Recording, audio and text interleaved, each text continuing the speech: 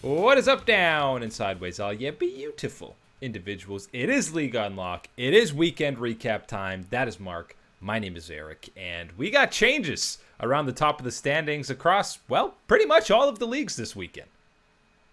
Big time changes across every region. And of course, as we always do, starting in North America, starting home, the For Fun region, we've been hoping, and especially myself, have been hoping to see things get righted, the ship to be changed, and to get C9 back on track.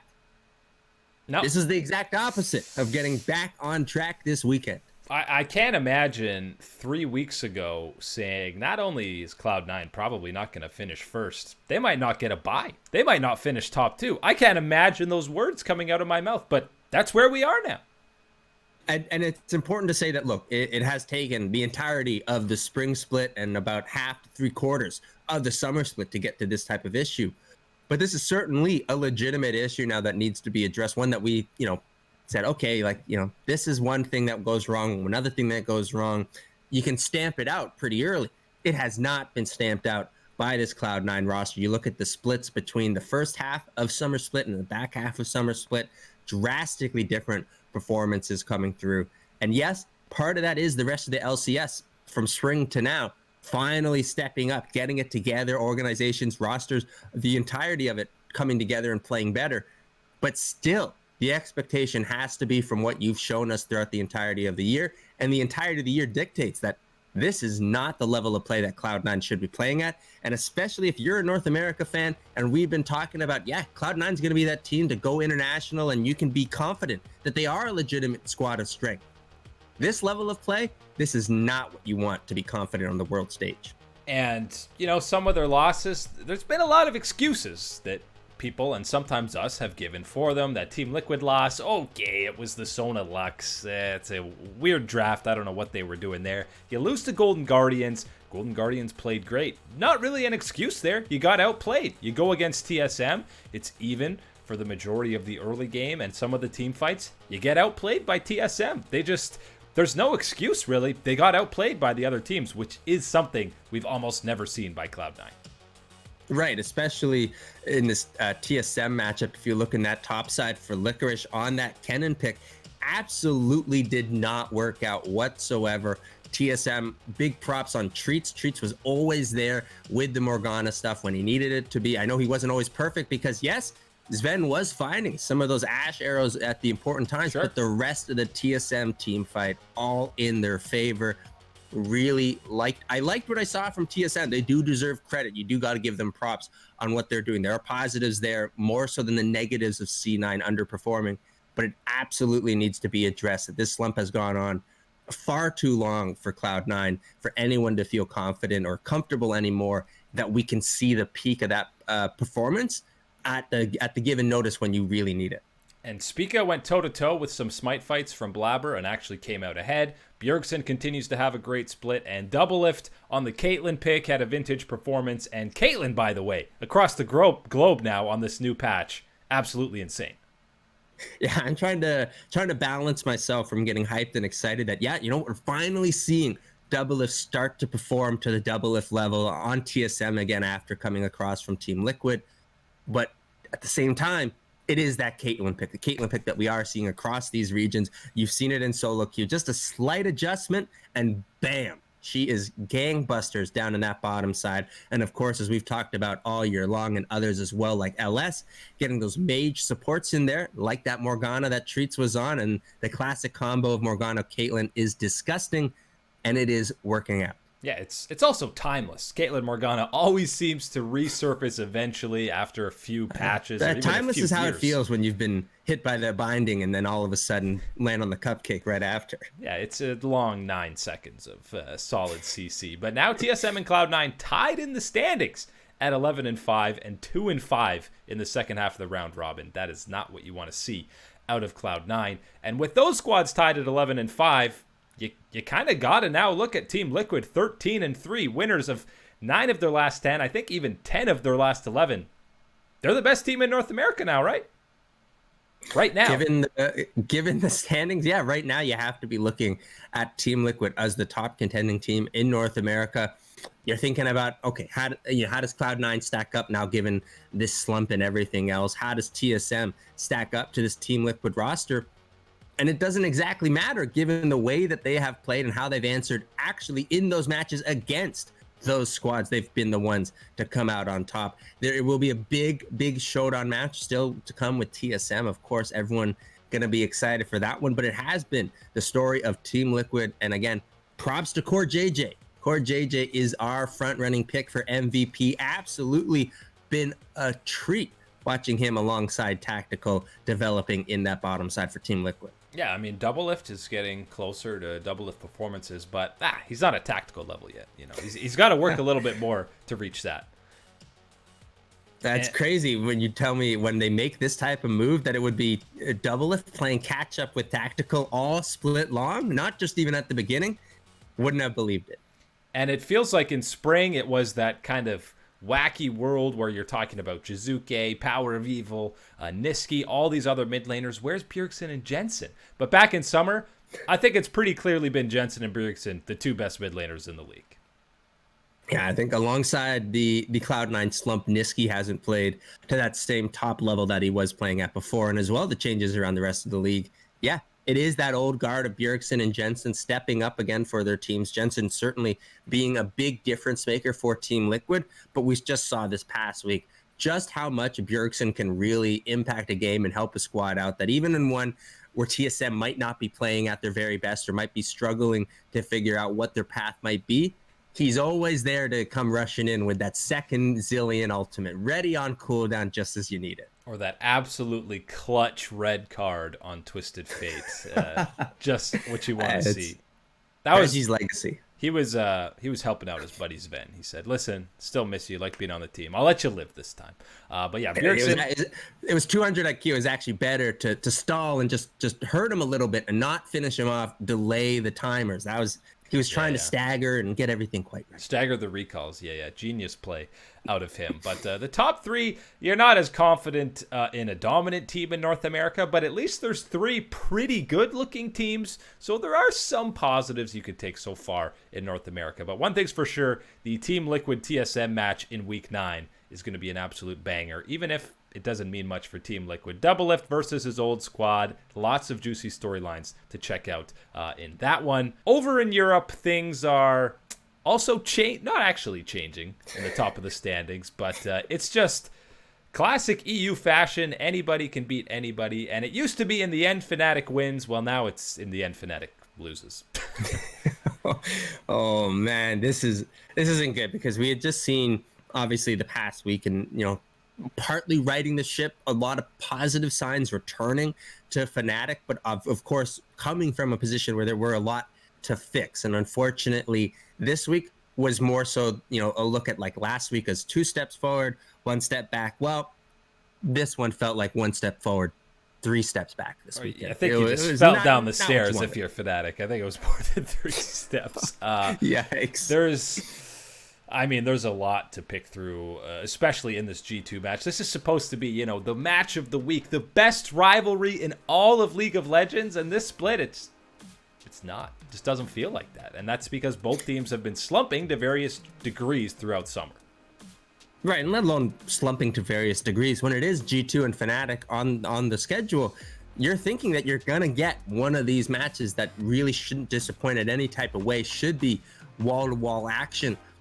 Unfortunately, it was all G2 action. They were the only one to hold up their end of the bargain here today, even with considering both of these teams struggling and, kind of just getting it together last weekend, thinking that, okay, this should be the good matchup. Wasn't what we saw on the side of Fnatic whatsoever. And then this has become a thing that has lasted long enough now. I think that this is more so than just a trend and maybe leads to some tinkering around with the roster. And here's the stat of the week for you. 71 deaths is what Hylissang has, which is the most in the LEC, and it's 14 more than the next highest in the league, who, by the way, is Bwipo on Fnatic. But 14 more deaths Hylissang has than Bwipo. Reckless, the entire summer split, only has 16 deaths. The whole split. That's and look, that's not Reckless being a KDA focused player. That's just talking about how it's going, and it is not pretty when you're looking at those type of numbers. This is something that when we talked about Hylissang joining Fnatic and being alongside Reckless, that yes, he is going to make some amazing plays. He can bring out that thresh hook and be insane. But at the same time, there needs to be that balance between that and the Hilly int. And unfortunately, as we've joked about it all these times, it's become so few and far between that we actually see those things like the thresh hook, seeing those big playmaking abilities come through, that we're seeing just pretty much only the Hilly int come through. And at this point in time, how it's going, those skill level that is on the rest of these LEC teams and how quickly they've improved, you got to make some changes, or you got to be at least willing to try some changes. And for you and I, that is clearly a point there where I think that you can make an improvement. And I think more than anything, bringing in a younger player, some fresh blood into this Fnatic roster to kind of reignite, reinvigorate the team to make a world's push, because it is a world's push for them right now, where they are in the standings, tied for 5th with Excel. There's a long way up for Fnatic, and the change might do them some good, if not to reignite things at the actual top of the standings in the LEC, because it's not G2 and Fnatic. That wasn't a battle for first place. You had Mad Lions and Rogue both dropping a game this week, and I mean, the Rogue loss was a little bit more painful because they had the Dragon Soul stolen, and then by Trick flashing in, and then the Baron stolen by a Syndra. They were fully in control of that game against SK. Looked like they were going to sail to a win. 2 steals, and we lost. Yeah, that's one that I would look at as a simple, lapse in judgment, lapse in focus type of situation where you lost that one or weren't taking, every variable into account that you were for making these ones, taking those unnecessary risks maybe is how you would look at this one from Rogue. So that would be something that I would be trying to improve upon this past week. But a good win for SK keeps them in that playoff race, keeps them right in that thick of these teams looking to make some damage, make some moves as they get towards the LEC playoffs. Yeah, they're tied with G2 now at 8-7. On the other side, Mad Lions lost to Vitality. That was more of a back and forth game. Some actually really explosive team fights. But really, what this showcases is just how close the LEC is heading into their final super week into playoffs. Even if G2 goes 3-0 somehow in their final week, there's no huge favorite heading into the playoffs in Europe, and I feel like it's the first time we've had that since like 2015 almost. There's always been one team, either G2 or Fnatic, that are expected to win it all. G2 probably still favorites, but not nearly to the level we've seen before. It's crazy when you're looking at the competitive level that we're getting from all these squads in the LEC. You think about having only 6 playoff spots and there's 8 in North America. Come on, we need that over here for the LEC instead. You're looking at this. If they had 8 spots, the 2 teams that I wouldn't be wanting in the LEC playoffs would probably be something like Misfits and Origin. And that's saying a lot, given that I'd love to see Upset, love to see Razor, love to see Kabe all playing in the playoffs. But over the way that teams like Vitality, teams like Schalke have played throughout this summer split, no. You couldn't answer that positively on that side. There has been so much going on in the LEC. Teams like Schalke, teams Vitality, SK Gaming making the push. We had them expect to be at the bottom of the table. This has been a wild summer of the LEC. And even with dropping games, 11-4 for Mad and Rogue, they still look sitting pretty for a top 2 finish. But the team you mentioned, Schalke, this was supposed to be, okay, there's 9 good teams, or 9 exciting teams, and then Schalke's in the LEC. Who cares about them? All of a sudden, God Gilius has risen 4 games in a row. They've won now to sit 1 game behind Misfits and Origin. They could legitimately, after starting 0-8, make a playoff spot. Find a playoff spot. That's insanity. And again, it has been the God Gilius. It has been the hand of Gilius coming through, making sure those smites ring true for Schalke. It really has been fun to watch this turnaround in the way that the Schalke team has been, accepting this little level of success that they've been able to put together, this improbable run towards trying to make the LEC playoffs. They really are putting it together and putting together some strong performances, and are certainly one that anybody above them in the standings, if you're taking them lightly, if you're taking this as, this is the Schalke game, you're going to get smacked, man. This is a team that will absolutely take your lunch money if you're not looking. Yeah, their last 4 wins, G2, Origin, Misfits, Excel. And, the point of the LEC is you can't say, oh, they just beat up on the scrubby teams, because there aren't any scrubby teams. So there's no free wins to be handed out in Europe, which makes a 4-game win streak all that much more impressive. It has been incredibly impressive. And look, it's one of those situations where if they win out the rest of their games, they are expected to have a 75% chance of being in the LEC playoffs. That's not to guarantee that they're going to get there. They absolutely need some teams to lose and to have the schedule work out in their favor as far as the results. But if they take care of business, they keep winning these games, keep trusting in the God Gilius to come through. For a Schalke team that had the record that they did just a couple of weeks ago, to win out your games and have that 75% chance to make it into playoffs, you take it every time. Yeah, and with them adding the Super Week this year, having it on the last week when the playoff race is this tight, they look like geniuses over at the LEC for the scheduling. Obviously, they got a little lucky with how things played out, but that is going to be absolute insanity in Europe to lock up all of these final spots, because G2 SK tied at 8-7, XL and Fnatic tied at 7-8, and Misfits and Origin, squads like that, not currently in the playoff bubble, which, again, is something you wouldn't have been thinking about heading into this split. Europe has just been absolute insanity in 2020 summer.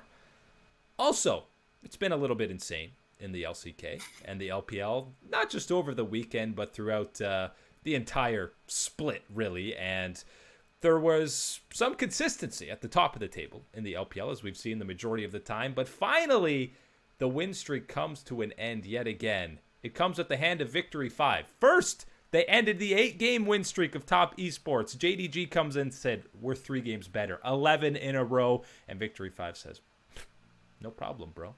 Going down. They end the streak. It went to 3 games. It was an amazing series. But this is after Victory 5 had kind of teetered off a little bit. And all of a sudden, we're right back in conducting the hype train, Mark. Oh, boy. Get your PP blesses going. PP God and the boys got it done for Victory 5, making sure they take down and end the big win streak for JDG. And look, game 1 absolutely was all in favor of JDG, had an answer for anything that Victory 5 wanted to put together. Game 2, game 3, completely different story. PP God and the boys, they got it together. They played beautiful League of Legends once again and are climbing up. Everything is looking good from Victory 5 once again, and feeling PP blessed. Yeah, and game 2 was a stomp, and you're not accustomed to seeing anybody stomp JDG. Even in the odd game they were losing, it was really back and forth, a tight-knit contest. That was not the case, and Victory 5 look great. They look like they're primed and ready for a deep playoff run, currently sitting 4th in the LPL playoffs. JDG, I mean, they just won 11 in a row. Not concerned at all about them. This doesn't put any damage on their run. They're still going to be one of the favorites to take home the LPL title. And the consensus favorite for the majority of the summer split has been top eSports. But you know what? I think it's time to be worried about them. If you look at their last 3 series, they got 2-0'd by IG. Sure, it was a close series, but it started going down. They 2-0'd Suning in a not convincing series whatsoever. And then the lowest point of the summer split, they get 2-0'd by RNG, who are currently outside of the playoffs. And some of the numbers from this series, Mark, we haven't seen top get this stomped. Knight didn't pick up a kill in a series. Not a single kill. And 369 finished the series 0-12-10. Haven't seen this out of top yet. Right, and this is one of those ones where, hey, people have been watching the Cloud9 situation and how that one has flamed out their success, and are we looking at the same with top esports? I don't think it's necessarily the same, but of course this is one of those ones where, yeah, got to hit that panic button now. Got to start righting that ship. Can't let these trends set in too much for a team at this level, because the way that they play when they're playing at their very best, it is so unbelievably oppressive and strong that they need to get back to that level of play once again. And I know that they can't, given these players and what we've seen from them. But as you said, this week stretch, these past 7 days have certainly been troublesome for this top esports squad. And if you want to stay at the very top, be the very best of the world, we're going to have to see that bounce back. And now all of a sudden, they're looking at 3rd place in the LPL, maybe even dropping outside of that top 3 out of top 4, which would be crazy to think earlier in summer. FPX in a little Monday action. They played Demo, and you might say, why are we talking about FPX versus Dominus Esports? The Game 2 ending, one of the most insane endings you will see in a professional game, because you had Zubin as the Caitlyn, who starts by auto-attacking the Nexus, Mark, and it looks great. Oh my god, we're going to Game 3. Here comes Demo. But then LWX comes in on the Aphelios, and Zubin decides, I want to 1v1 the AD carry. I don't want to win the game. He auto-attacks him 6 times. The Nexus ends up with 1 auto-attack from death. They throw the game.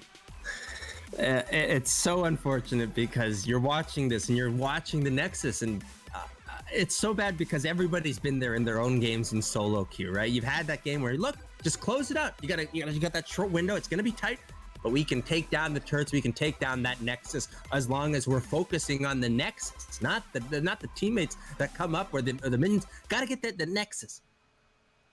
What happened to hitting the Nexus, man? Oh my lord, dude! He hit the Aphelios like 5-6 times. No. Needed one more auto, like half of the auto's damage to come through to take down game number 2. Can't do it. We got to figure out who he's friends with on FPX. He's got to be buddy with somebody, because that is... Watch it. It's one of the craziest endings. I can tell you, he's not buddies with Aphelios after that. Oh, no. My lord. One of the craziest endings, and it went the distance. No games go the distance for Damwon. They continue to speedrun the LCK. They took down Dragon X in the big test of the week. They followed up 2-0 against Hanwha Life. Mark, they are 24-4 overall. Only 4 losses are the series they lost to Genji and DRX. They have 2-0'd every other match. Yeah, the form that they are in right now, the way that they are playing, how quickly they are dismantling teams, and not only just teams at the bottom of the table, teams at the very top of the table. We haven't seen a lot of squads have this level of form across the regions. Maybe Spring Cloud9 and maybe Top Esports, but again, we've seen those runs crumble to a bit of an end and stumble. Damwon at the other pan is coming on and getting red, scorching hot at the very end of the year, and they're going to keep this going towards playoffs. I tell you what, Showmaker is absolutely right now, to me, the best player in the LCK. You look at everybody else, you even look on his team, there's great players. But the way that Showmaker has played, the way he's stepping up right now, he is the very best. Yeah, and Damwon looks like the best team in Korea.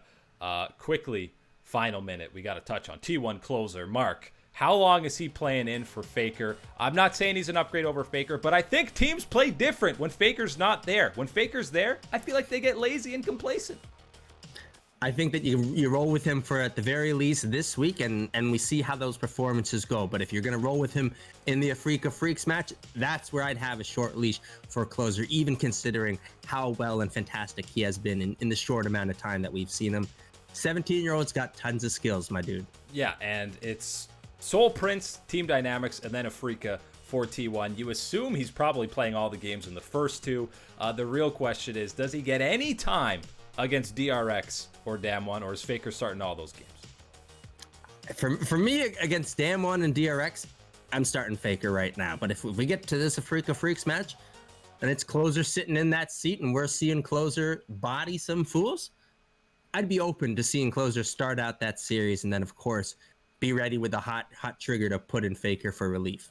Chovy and Showmaker are different animals. That's it today. Thanks for chilling out, Max, and relaxing all cool with us. We'll catch you guys on the flippity flop.